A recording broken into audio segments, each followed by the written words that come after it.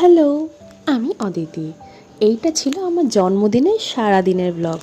হ্যাঁ, জানি আমার জন্মদিন চলে গেছে অলরেডি মার্চ মাসে।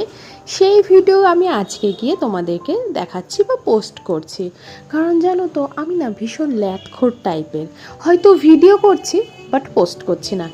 এমনও কোনো দিন গেছে সকাল থেকে ভিডিও স্টার্ট করেছি কিন্তু আমি ভিডিও সারাদিন করতেই ভুলে গিয়েছি।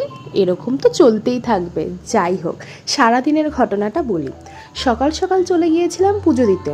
সকাল সকাল বলাটা ভুল, 12টা নাগাদ গিয়েছিলাম। আর সেদিন জানি না কেন খুব ভিড় ছিল আমাদের মন্দিরে। তো একটু ঠেলাঠেলি গুতোগুতি তো হয়েছেই।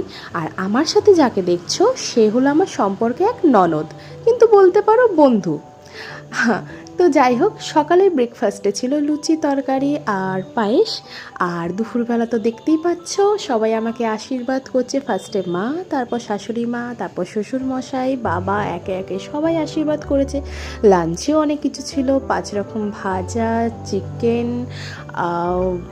মাছ। যেহেতু আমি চিকেনটা একটু খেতে বেশি ভালোবাসি তাই চিকেনটাই আমার জন্য ঠিকঠাক। এইভাবেই সারাদিনটা আমার কেটে গিয়েছিল। নেক্সট পার্টে আসছে সন্ধেবেলা কী কী হলো।